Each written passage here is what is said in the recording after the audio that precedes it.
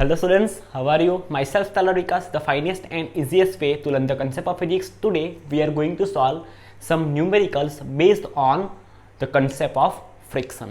हमारे पास first numerical है जो हमने इलस्ट्रेशन से लिया है. Both are taken from illustration. Illustration number 5.7.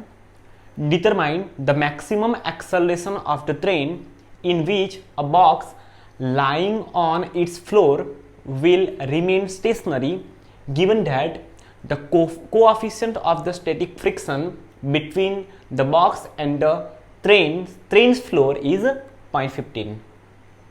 Okay बच्चों, हम यहाँ से सॉल्यूशन निकालेंगे. सबसे पहले हमें क्या गिवन है? Determine the maximum acceleration of the train. What we have to find? Maximum acceleration of train. Maximum acceleration of train.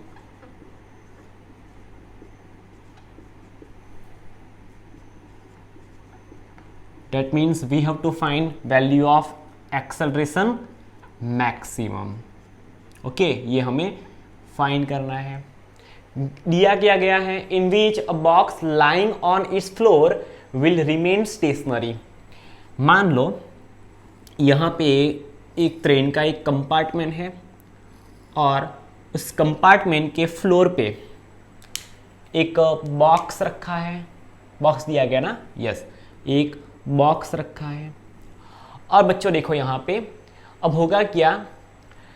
Train जिस एक्सेलरेशन से आगे बढ़ेगी वही एक्सेलरेशन से उसमें रखा हुआ जो बॉक्स है वो भी आगे बढ़ेगा. क्यों? बिकॉज हमें यहाँ पे क्या दिया गया है? Determine the maximum acceleration of the train in which a box lying on its floor will remain stationery. तो ये जो कंपार्टमेंट है, ये ट्रेन ए जितने एक्सेलरेशन से आगे बढ़ेगी तो ये जो बॉक्स है वो तो कंपार्टमेंट के फ्लोर पे रखा है वो भी ए जितने एक्सेलरेशन से ट्रेन के साथ आगे बढ़ेगा. क्यों? बिकॉज यहाँ पे क्या लग रहा होगा? उस पर फ्रिक्शन फोर्स लग रहा होगा. Okay, so with the help of friction force जितने एक्सेलरेशन से ट्रेन आगे बढ़ेगी उतने ही एक्सेलरेशन से ये भी with compartment of the train आगे बढ़ेगा. सो यहाँ पे हम लिख सकते हैं acceleration of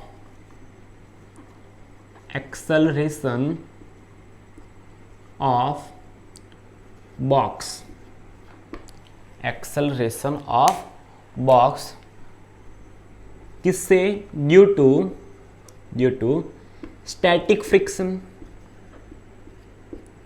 box floor of the train का जो कंपार्टमेंट है उसके फ्लोर पे बॉक्स स्टेडी पोजीशन में रखा है तो उस पर क्या लगेगा? Static friction. और with the help of static friction वो क्या करेगा? जितने एक्सेलरेशन से ट्रेन आगे बढ़ेगी उतने ही एक्सेलरेशन से ये जो बॉक्स है वो भी आगे बढ़ेगा. ये रहा हमारा बॉक्स. बॉक्स का मास कितना है? m मास का बॉक्स है. हमने ऐसा कंसीडर किया. इस पे दो फोर्स लगेंगे. mg कहाँ पे लगेगा? डाउनवर्ड डायरेक्शन में. और क्योंकि वो वर्टिकली कैसा है? वर्टिकली इक्विलिब्रियम में है. सो होगा क्या? mg को बैलेंस करता हुआ एक फोर्स दोनों की कॉन्टेक्ट सरफेस के परपेंडिकुलर लगेगा. उसको हम क्या बोलेंगे? Normal reaction. अब बच्चों देखो यहाँ पे बॉक्स अगर चाहेगा, बॉक्स पे अगर एक्सेलरेशन ट्रेन का ज़्यादा हो गया तो अगर ये आगे बढ़ सकता है या तो पीछे आ सकता है, लेकिन वो वर्टिकल मोशन नहीं कर सकता. मीन्स वर्टिकली ये जो बॉक्स है वो वर्टिकली इक्विलिब्रियम पोजीशन में है. बिकॉज ये जो वेट फोर्स mg है उसको बैलेंस करने वाला एक फोर्स कॉन्टेक्ट सरफेस के परपेंडिकुलर अपवर्ड डायरेक्शन में लग रहा है. सो यहाँ से हम लिख सकते हैं acceleration of box due to static friction. Due to static friction, तो static friction Fs is equal to mass into acceleration. एक ही फोर्स लग रहा है जो बॉक्स को एक्सेलरेटेड मोशन कराएगा, तो वो फोर्स क्या है? फ्रिक्शन फोर्स है. सो यहाँ से हमें एक इंफॉर्मेशन मिली Fs is equal to mass into acceleration. अब बच्चों देखो, हमने जब फ्रिक्शन फोर्स की बात की थी, हमने फ्रिक्शन का कंसेप्ट देखा था, तब हमने ये भी देखा था कि अगर किसी बॉडी पे स्टैटिक फ्रिक्शन लग रहा है, स्टैटिक फ्रिक्शन फोर्स लग रहा है और that is box steady position में है और कोई ऑब्जेक्ट किसी सरफेस पे स्टेडी पोजीशन में है और अगर हम उसको फोर्स अप्लाई करते हैं और अगर आफ्टर अप्लाइंग फोर्स वो ऑब्जेक्ट मोशन में नहीं आता है तो उसके लिए हमने एक कंडीशन लिखी थी। क्या कंडीशन थी? कि static friction Fs is less और equal to μs into N. I hope आपको ये याद रहा होगा। 1 मार्क्स मोस्ट IMP MCQ और शॉर्ट क्वेश्चन हमने ऐसा बोला था। एक्चुअली Fs मैक्सिमम की वैल्यू क्या होती है? Static friction Fs maximum is equal to μs into N. Okay, so अगर कोई बॉडी पे एक्सटर्नल फोर्स लगता है और वो बॉडी स्टेडी पोजीशन में रहती है तो हम यहाँ से लिख सकते हैं Fs इज लेस और equal to μs into N. अब बच्चों देखो, अगर हम इस बॉक्स की बात करें तो बॉक्स वर्टिकली इक्विलिब्रियम में है। So we can write for the vertical equilibrium of box, equilibrium of box. बच्चों हमने यहाँ पे शॉर्ट फॉर्म लिखा है इक्विलिब्रियम का। Okay, means for the vertical equilibrium of box we can write normal reaction m is equal to mg। Weight force को normal reaction ने balance कर दिया। So instead of writing n we can write mg in this equation. सो हमारे पास equation क्या बना? Fs static friction force is less और equal to μs into mg।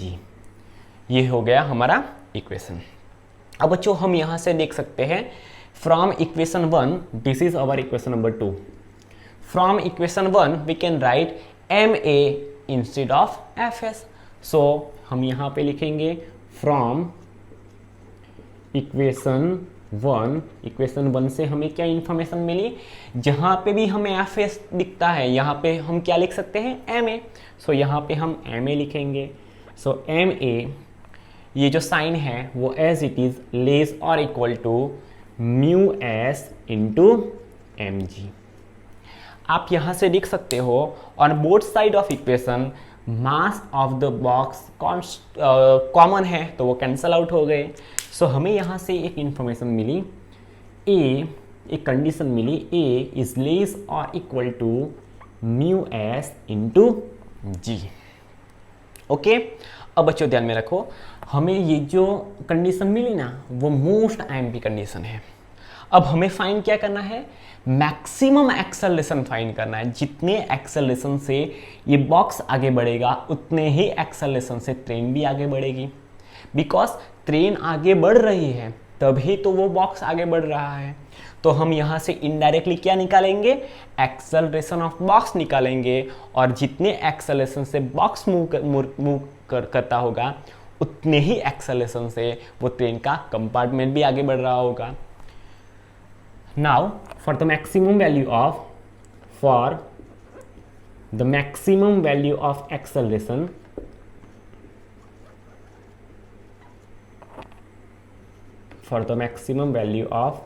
Acceleration, we can write acceleration maximum।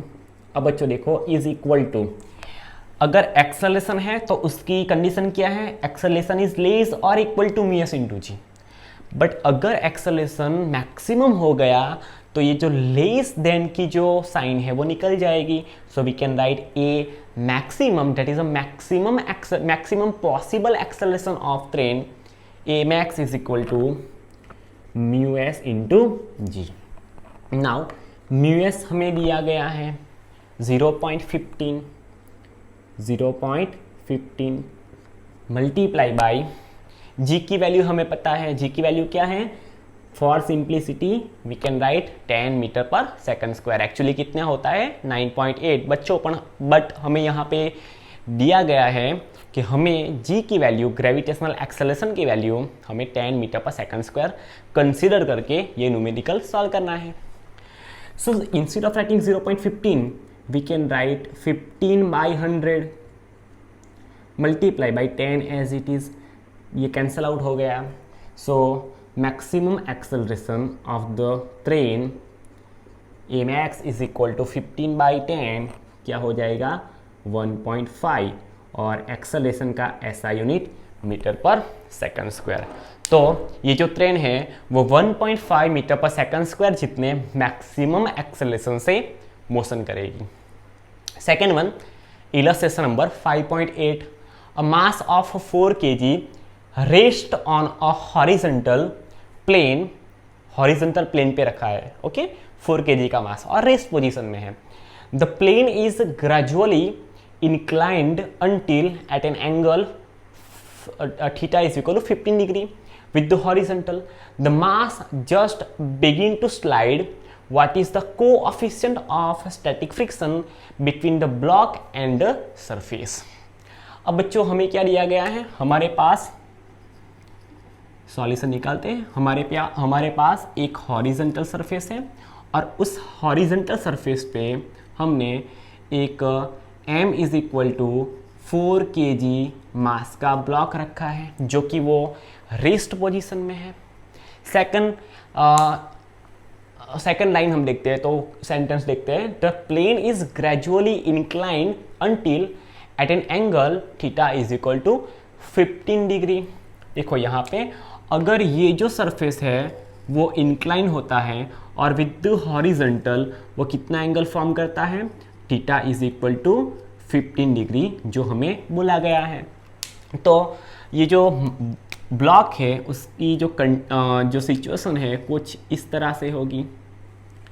ये रहा m मास का block, okay. अब देखो the mass just begin to slide means यहाँ पे ये जो मास है वो आगे बढ़ेगा विद कितने एक्सेलरेशन से, ये जितने एक्सेलरेशन से आगे बढ़ेगा। अब देखो यहाँ पे कहाँ गया, okay, what is the coefficient of static friction between the block and surface. Block and surface पे के बीच में कितने अमाउंट का, कितने मैग्नीट्यूड का कोएफिशिएंट ऑफ स्टैटिक फ्रिक्शन लगता है वो हमें फाइंड करना है। अब देखो यहाँ पे अगर हम इस m मास के ब्लॉक का फ्री बॉडी डायग्राम बनाएं तो कुछ ऐसे दिखेगा और हम यहाँ से डायरेक्शन ऑफ फोर्स और फोर्स किस डायरेक्शन में लग रहा है वो भी फाइंड कर सकते हैं। देखो यहाँ पे कौन सा फोर्स लगेगा, मास इनटू एक्सेलरेशन, बिकॉज वो जितने एक्सेलरेशन से नीचे बढ़ेगा। अब बच्चों देखो यहाँ पे ये जो ब्लॉक है वो जिस डायरेक्शन में स्लाइड करेगा उसके अपोजिट डायरेक्शन में उस पर स्टैटिक फ्रिक्शन लगेगा। एक्चुअली बच्चों ध्यान में रखना, अगर ये ब्लॉक यहाँ से नीचे स्लाइड हो रहा है तो यहाँ पे स्टैटिक फ्रिक्शन नहीं लगेगा, तब लगने वाला जो फ्रिक्शन फोर्स होगा वो काइनेटिक फ्रिक्शन होगा। बट यहाँ पे ध्यान में रखना ये just begin to start the motion. ये जो ब्लॉक है वो 15 डिग्री जितने इंक्लाइन पे अपनी जो मोशन है वो जस्ट स्टार्ट करता है। So at the time of start the motion तो वो तो क्या होगा, इंस्टेंटेनियसली वो स्टेडी पोजीशन में होगा। तब उस पे लगने वाला जो फोर्स है उसकी मोशन के टेंडेंसी ऑफ मोशन कहाँ पे है, इस डायरेक्शन में। सो टेंडेंसी ऑफ मोशन को अपोज करता हुआ स्टैटिक फ्रिक्शन कहाँ पे लगेगा, उसकी अपोजिट डायरेक्शन में। और बच्चों कोई बॉडी जिसका मास m है तो उसके मास की वजह से उस पर जो फोर्स लगता है weight force W is equal to mg, वो कहाँ पे लगेगा, डाउनवर्ड डायरेक्शन में लगेगा। ओके, आई होप आपको ये बात समझ में आई होगी। बच्चों हम यहाँ से ma निकाल देते हैं, हमने इसलिए लिखा ये ma, अगर ये a जितने एक्सेलरेशन से आगे बढ़ेगा तो ma जितना फोर्स आगे लगेगा। बट हमें यहाँ पे क्या दिया गया है, just begin to start, means motion start करता है वही पोजीशन पे, वही सिचुएशन पे। हम अगर इस बॉडी की इस मास की बात करें तो वो आगे तो बढ़ेगा नहीं, बिकॉज उसको बैलेंस करने वाला कौन सा फोर्स है, स्टैटिक फ्रिक्शन फोर्स है। अगर वो स्लाइड होता तो काइनेटिक फ्रिक्शन होगा, बट 15 डिग्री जितने इंक्लाइंड सरफेस पे वो स्टेडी पोजीशन में है, तो उसकी टेंडेंसी को अपोज करता हुआ एक स्टैटिक फ्रिक्शन फोर्स लगेगा। सो हम यहाँ से क्या लिख सकते हैं, यहाँ पे हम कुछ लिखेंगे नहीं। अब देखो mg जितना फोर्स लगा। अब बच्चों ध्यान में रखो, इस mg के दो कंपोनेंट पड़ेंगे। कैसे, तो देखो mg फोर्स की वजह से ये जो मास है वो नीचे आ रहा है, दैट इज इस डायरेक्शन में मोशन करेगा, डाउनवर्ड डायरेक्शन में। तो यहाँ पे देखो उसके दो कंपोनेंट कैसे हो गए, एक कंपोनेंट होगा इस डायरेक्शन में, आपको दिखाई दे रहा है, एक होगा इस डायरेक्शन में, और दूसरा होगा अलोंग द स्लोप, स्लोप की जो डायरेक्शन है वो ही डायरेक्शन में एक फोर्स लगेगा। अब बच्चों यहाँ पे ध्यान में रखना, यहाँ पे जितना एंगल फॉर्म होता है उतना ही एंगल यहाँ पे फॉर्म होता है। कैसे ऐसा कह सकते हैं, देखो यहाँ पे अगर ये थीटा जितना एंगल है, ध्यान से सुनना, अगर ये थीटा जितना एंगल है तो यहाँ पे एंगल कितना होगा, 90 डिग्री जितना होगा। ओके, यहाँ पे एंगल कितना होगा, 90 डिग्री जितना होगा। ये टोटल एंगल 90 डिग्री है, और हमें पता है कि ट्रायंगल के सभी एंगल का जो सम है वो 180 डिग्री होता है। यहाँ पे थीटा, यहाँ पे 90, तो ऑब्वियसली यहाँ पे भी क्या होगा, परपेंडिकुलर तो 90 डिग्री ही होगा, तो ये एंगल कितना होगा, थीटा जितना होगा। सो ये एंगल हो गया थीटा। अब बच्चों देखो mg का एक ऐसा कंपोनेंट है वो एंगल फॉर्म करता है, तो उसको हम क्या बोलेंगे, mg का वेट फोर्स का cos थीटा कंपोनेंट, और cos थीटा वाले कंपोनेंट को परपेंडिकुलर ये जो कंपोनेंट है उसको हम क्या बोलेंगे, mg का sin थीटा कंपोनेंट। आई होप आपको ये बात समझ में आई होगी। ओके, देखो अब ये जो सरफेस है, ये जो इंक्लाइन सरफेस है, वो भी m मास के ब्लॉक पे कुछ फोर्स लगाएगी, दोनों की कॉन्टेक्ट सरफेस के परपेंडिकुलर, उसको हम क्या बोलेंगे, नॉर्मल रिएक्शन। अब बच्चों देखो 15 डिग्री जितने इंक्लाइन सरफेस पे ये ब्लॉक आगे नहीं बढ़ रहा, मीन्स ये ब्लॉक इक्विलिब्रियम पोजीशन में होगा। सो हम यहाँ से लिख सकते हैं फॉर द इक्विलिब्रियम ऑफ, ऐसा मत सोच लेना कि मुझे इक्विलिब्रियम की स्पेलिंग नहीं आती है। यहाँ पे for the conservation of space हमने क्या किया, इक्विलिब्रियम का शॉर्ट फॉर्म लिख लिया, for the equilibrium of mass, और we can say for the equilibrium of of mass m mass के ब्लॉक और m मास के ऑब्जेक्ट का इक्विलिब्रियम। अब देखो यहाँ पे स्लाइड नहीं हो रहा, मीन्स यहाँ पे mg sin थीटा कंपोनेंट को बैलेंस करने वाला एक स्टैटिक फ्रिक्शन अपोजिट में लग रहा है, और इसके इक्विलिब्रियम पोजीशन के लिए दोनों तरफ लगते हुए फोर्स इक्वल अमाउंट के अपोजिट डायरेक्शन में होंगे। सो यहाँ से हम लिख सकते हैं mg sin थीटा को बैलेंस करने वाला एक यहाँ पे फोर्स लग रहा है, वो है Fs static friction. This is our equation number 1। अब देखो ये जो ब्लॉक है वो वर्टिकली भी इक्विलिब्रियम में है, बिकॉज ये जो mg का cos थीटा कंपोनेंट है उसको बैलेंस करने वाला अपोजिट डायरेक्शन में नॉर्मल रिएक्शन है। So we can write mg cos theta is equal to, यहाँ पे कौन सा फोर्स है, normal reaction. So we can write this is our equation number 2। अब बच्चों हम कुछ ऐसा करते हैं जिससे मास g वॉटेवर, हम इससे कुछ ऐसा करते हैं जिससे हमें फाइंड क्या करना है, कोएफिशिएंट ऑफ स्टैटिक फ्रिक्शन, हमें μs की वैल्यू फाइंड करनी है। सो हम यहाँ से μs की वैल्यू कुछ सिंपल तरीके से निकाल सके, ऐसा हम इसको सिंप्लीफाई करते हैं। इक्वेशन 1 को 2 से डिवाइड करते हैं। देखो यहाँ पे इक्वेशन 1 डिवाइडेड बाई इक्वेशन 2, अगर हम इक्वेशन 1 को 2 से डिवाइड करते हैं तो इक्वेशन 1 के लेफ्ट हैंड साइड पे हमें दिख रहा है mg sin थीटा, इक्वेशन 2 की लेफ्ट हैंड साइड पे हमें दिख रहा है mg cos theta is equal to right hand side of equation 1 that is static friction Fs divided by normal reaction mg। Okay चलो अब देखो यहाँ पे in numerator part and in denominator part mg is common, so mg cancel out हो गए, so we can write sine theta divided by cos theta is equal to Fs divided by n।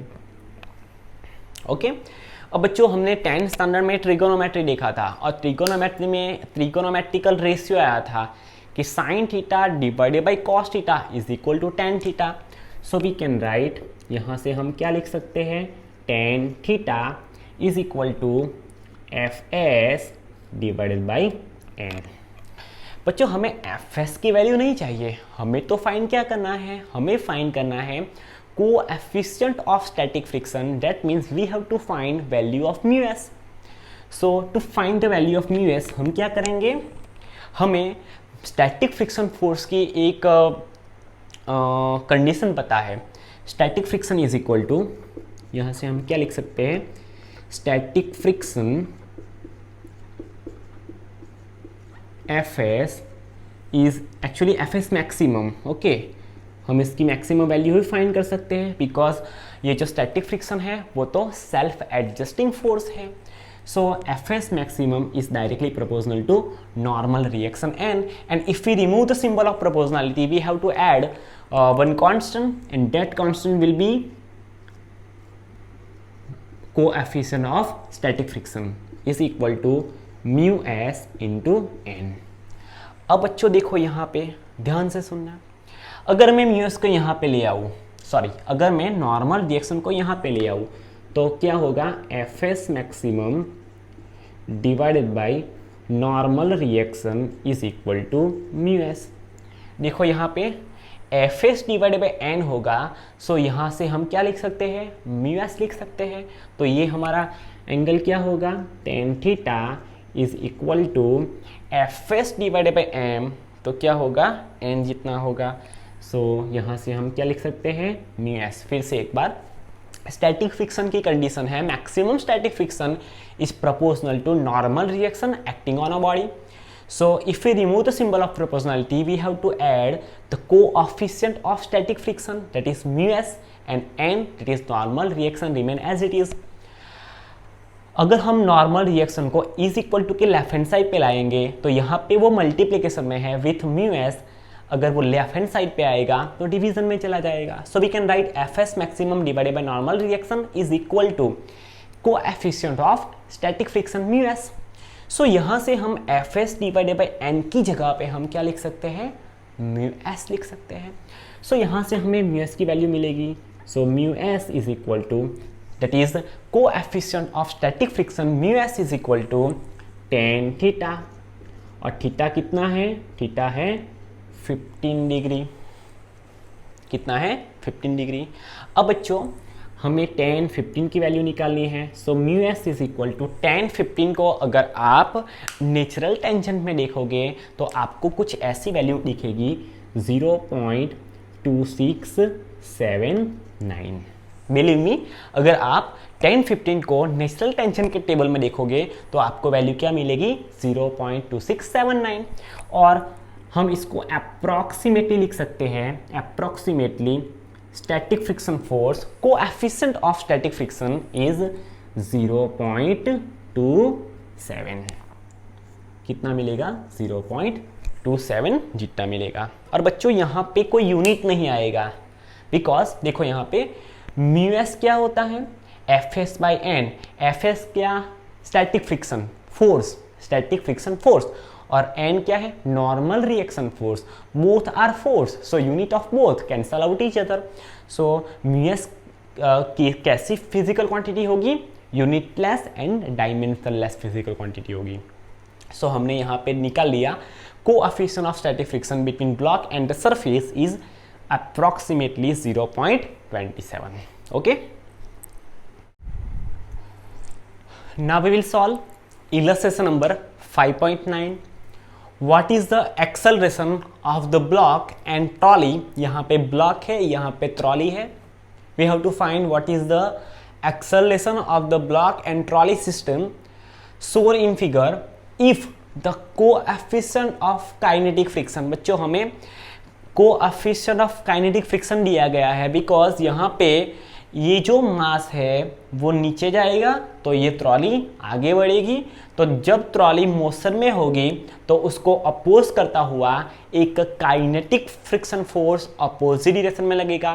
तो उसका coefficient of static friction हमें दिया गया है 0.04. What is the tension in string? We have to find two components. First one is the acceleration of the block and trolley, and second one we have to find the tension force produced in a string. Here we have to take g, that is acceleration due to gravity. G is equal to 10 meter per second square, and neglect the mass of the string. String का जो मास है वो दोनों जो block है और जो trolley है उसके कंपेयर में कैसा है, नेग्लिजिबल है. ऐसा हमें यहाँ पे कंसीडर करके आगे बढ़ना है. तो हम सॉल्यूशन निकालते हैं. उससे पहले यहाँ पे देखो, ये ट्रॉली कब आगे बढ़ेगी? जब ये जो बॉडी है वो कुछ एक्सेलरेशन से नीचे जाएगी तो वही एक्सेलरेशन से ये जो ट्रॉली है वो भी आगे बढ़ेगी. अब देखो बच्चों, ये जो ब्लॉक है वो अगर ए जितने एक्सेलरेशन से नीचे जाएगा तो उसको नीचे कौन ले जा रहा है? तो उस पर एक्ट करने वाला वेट फोर्स. अगर हम इसको कंसिडर कर लें, अगर this is the mass of block denoted by small m and mass of trolley is denoted by capital M. हमने मास के ब्लॉक के मास को स्मॉल m से एंड ट्रॉली के मास को कैपिटल M से डिनोट किया है. अब बच्चों देखो, यहाँ पे एक फोर्स नीचे दैट इज डाउनवर्ड डायरेक्शन में एक्ट करेगा ब्लॉक पे, और वो होगा weight force of block that is m into G. यहाँ से हम m हमें पता है, m कितना है, ये रहा 3 kg multiply by G. We have to take 10 metre per second square. So यहाँ से हमें क्या मिला, 30 न्यूटन. वेट फोर्स कितना लग रहा है इस बॉडी पे, इस ब्लॉक पे, 30 न्यूटन इन डाउनवर्ड डायरेक्शन. अब बच्चों देखो, ये ट्रॉली आगे बढ़ेगी तो ये ब्लॉक भी कुछ एक्सेलरेशन से डाउनवर्ड डायरेक्शन में मोशन करेगा. जितने एक्सेलरेशन से ये ब्लॉक डाउनवर्ड डायरेक्शन में मोशन करेगा उतने ही एक्सेलरेशन से ये जो ट्रॉली है वो भी आगे बढ़ेगी. Now we can easily draw the free body diagram of both mass that is block as well as trolley. So सबसे पहले हम ये 3 kg मास का ब्लॉक है उसका फ्री बॉडी डायग्राम देखते हैं. सो free body diagram of block of mass m is equal to mass small m is equal to 3 kg. बच्चों हम किसी बॉडी का जब फ्री बॉडी डायग्राम बनाते हैं तो हम उसको एक पॉइंट लाइक ऑब्जेक्ट कंसिडर करते हैं.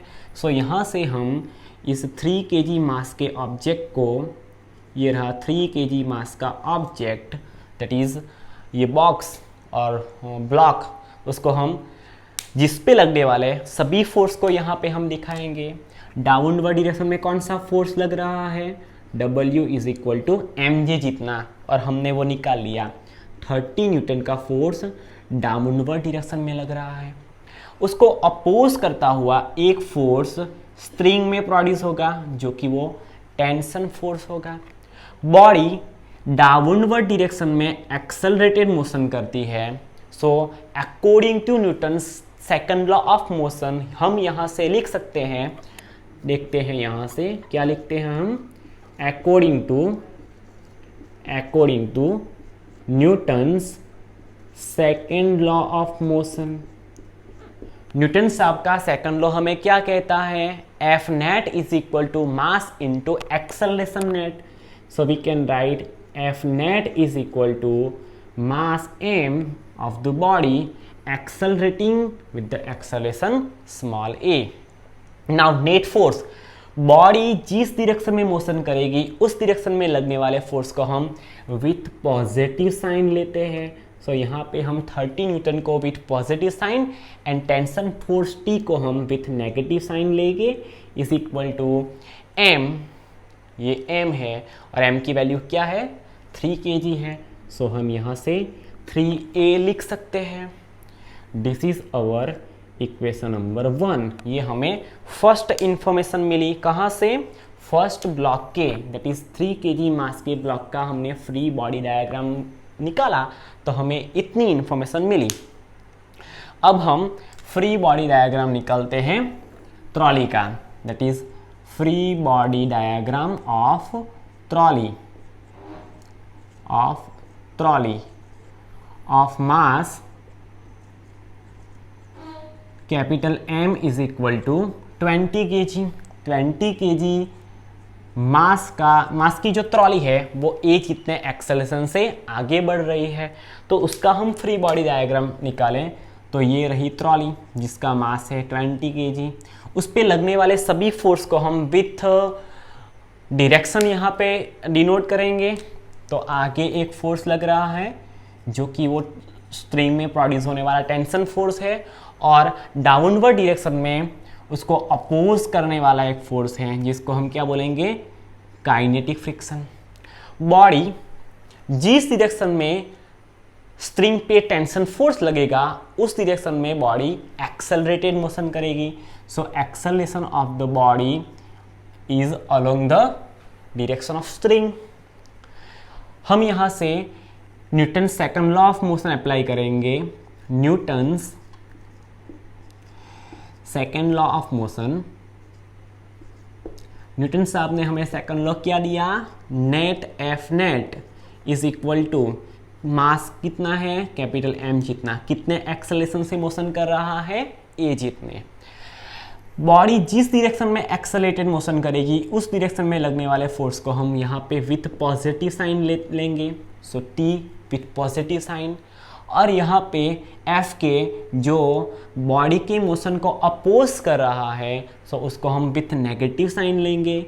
सो t minus F K is equal to capital M into A. हमें दोनों की वैल्यू पता नहीं है, बस instead of writing F K we can write mu के इंटू एन. हमने हमारे प्रीवियस लेक्चर में 3 टाइप्स के फ्रिक्शन फोर्स देखे थे, static friction, dynamic that is kinetic friction and rolling friction. तो हमने सभी फ्रिक्शन फोर्स के की मैग्नीट्यूड फाइंड करने के लिए जो फॉर्मूला यूज होता है वो हमने देखा था. तो काइनेटिक फ्रिक्शन का एक फॉर्मूला क्या है, म्यू के into N is equal to mass of the body 20 kg, trolley का मास है 20 kg एंड ए जितने एक्सेलरेशन से आगे बढ़ रहा है. अब बच्चों देखो ध्यान से सुनना, ये जो नॉर्मल रिएक्शन है वो हम कहाँ से निकालेंगे. देखो यहाँ पे बॉडी का मास ट्रॉली का मास है 20 kg, तो उस पर कुछ वेट फोर्स लगेगा, कितना, कैपिटल M इंटू जी जितना. इसका मास स्मॉल m जितना था तो वेट फोर्स लगा स्मॉल m जी जितना. इसका मास कैपिटल M जितना है तो उस पर वेट फोर्स लगेगा कैपिटल M इंटू जी जितना. अब बॉडी ऐसे तो, अब ये ट्रॉली ऐसे तो वर्टिकल मोशन तो करेगी नहीं, तो वर्टिकली किस में है होगी, इक्विलिब्रियम में होगी. तो दोनों के कॉन्टेक्ट सरफेस के परपेंडिकुलर जो फोर्स लगेगा उसको हम क्या बोलते हैं, नॉर्मल डायरेक्शन. अब यहाँ से आप देख सकते हो, for the vertical equilibrium of this trolley we can write normal direction n is equal to mg. So यहाँ से हम n की जगह पे mg लिख सकते हैं, ध्यान से. Therefore t माइनस म्यू के इंटू एम की जगह पे हम लिखेंगे mg is equal to 20a. m की वैल्यू है 20, सो हम यहाँ से लिखेंगे t माइनस म्यू के की वैल्यू क्या है 0.04. म्यू के की वैल्यू है 0.04 multiply by mass of the body 20 kg multiply by 10 is equal to 20A. Therefore T minus 0.04 होगा 4/100 मल्टीप्लाई बाई ये हो जाएगा 200. सो 2 0 कैंसल आउट हो गए, 2 1 ज़ा 2 और 0 0 एज इट इज़, तो ये कैंसल आउट हो गए, is equal to 20A. Therefore T is equal to, sorry not T is equal to, T minus 4 2 ज़ा 8 is equal to 2A. This is our equation number 2.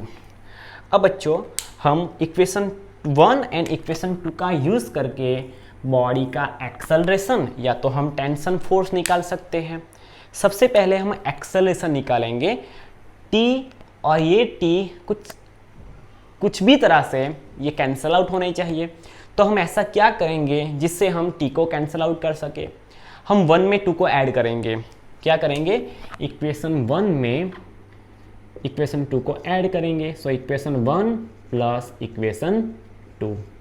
Equation 1 की left hand side क्या है 30 minus T plus equation 2 की left hand side plus T minus 8 is equal to equation 1 की right hand side 3A plus equation 2 की right hand side 2A.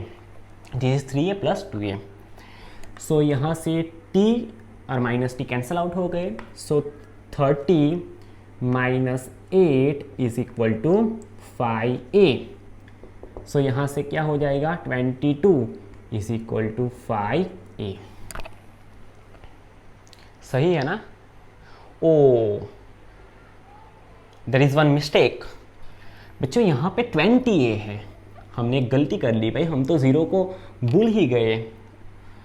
यहाँ पे क्या होगा 20A. ओके कोई बात नहीं है. यहाँ पे हो जाएगा 20A. सो यहाँ पे हो जाएगा 20 प्लस 3 दैट इज 23A.